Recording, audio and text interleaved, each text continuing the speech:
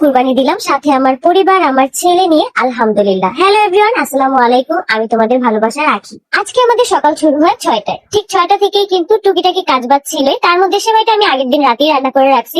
আর এটা কিন্তু চাঁদ রাতের ভিডিও। এই চাঁদ রাতে আমি আমাদের গরুটাকে দেখতে গেছিলাম। প্রথমবার কুরবানি দিয়ে অনেক অনেক অভিজ্ঞতা হলো। আয়েশা কিন্তু এখনো এরকম ভাবে বোঝার বয়স হয়নি। তারপরে কিন্তু আমরা চলে আসছিলাম আয়েশকে নিয়ে একসাথে গরু দেখতে।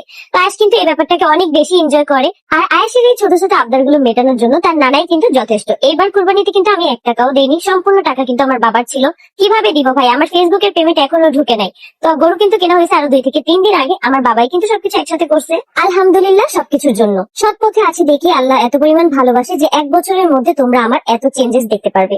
এর আগে আমরা কোন বাসায় ছিলাম আর এখন আমরা কোথায় থাকি, এর আগে আমাদের ঘরে কি কি ফার্নিচার ছিল আর এখন আমাদের ঘরে কি কি ফার্নিচার, এটা কিন্তু আমি জলজান্ত প্রমাণ যে 1 বছরের মধ্যে আমি কিন্তু অনেক কিছু চেঞ্জ করে ফেলছি। মানুষ কিন্তু চাইলেই সব পারে। তুমি যদি পরিশ্রম করো তাহলে সেটার ফল কিন্তু মিষ্টি পাবেই পাবে। আল্লাহ তোমাকে নিজের হাতে দিবে। আমাদের বাসার জন্য মাংস রান্না করতে বসাই দিচ্ছিলাম। একদম ইজি ওয়েতে কিন্তু কুরবানির মাংস রান্না করলে অনেক বেশি ভালো লাগে।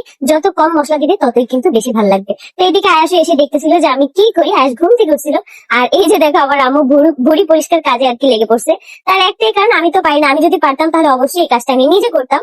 এই যে দেখো মাংসটা যখন সিদ্ধ হয়ে আসবে তখন এরকম একটা স্মেল দিবে, পুরো বাসায় কিন্তু গ্রানে মমো করবে। তো আমি আবার একটু ড্রাগন ফ্রুট কেটে নিয়েছিলাম, সবাই মিলে খাবো। আর আয়াস তার নানাকে এত পরিমাণ জ্বালাতন করতেছিল যেটা বলার বাইরে। সে একদমই কোলে থাকবে না, সেই মাংসগুলা ধরবে, কি যে করবে সেটা সে নিজেই জানে। তারপর আমার আব্বু চেষ্টা করতেছিল যে যতক্ষণ কোলে রাখা যায়। আব্বু বলতেছে যে তুমি আমার কোলে বসে সবকিছু দেখো, কিন্তু না, এভাবে সবসময় আয়াস তার নানাকে অনেক বেশি জ্বালায়। আমার আব্বু যখন দোকানে থাকে তখন যখন ভিডিও কল দেয় তখন আমার আব্বুর দিকে আয়াস ফিরেও তাকায় না। ভিডিও কলের মধ্যে আব্বু এত পরিমাণ ডাকে যে না না না না না না, কিন্তু না, কে কার কথা শুনে। যখন আমার আব্বু বাসায় থাকে তখন আমার আব্বুকে এত পরিমাণ জ্বালায় আয়াস যেটা বলার বাইরে।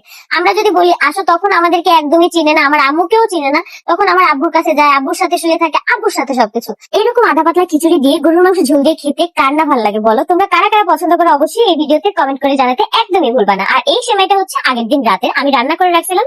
ঠিক তখনই আমি ভাবলাম যে একটু ভিডিও করে নিই। তো এইভাবেই কাটলো আমাদের ঈদের দিন। কারা কারা গ্রামে গিয়েছো অবশ্যই এই ভিডিওতে একটা কমেন্ট করে যেও। আর তোমাদের গ্রামের বাড়ি কোথায় সেটাই কিন্তু বলে যেও। সবশেষে সবকিছুর জন্য আলহামদুলিল্লাহ আমি দোয়া করি আমার শত্রুরা যেন ভালো থাকে। আমি সবার জন্য অনেক অনেক দোয়া করি। আর তোমরাও আমার জন্য দোয়া করো, আমার ছেলেকে নিয়ে যেন আমি এইভাবে ভালো থাকতে পারি, সাথে আমার পরিবারকে নিয়েও। আজকের ব্লগটা এই পর্যন্তই। সবাই সুস্থ থাকো।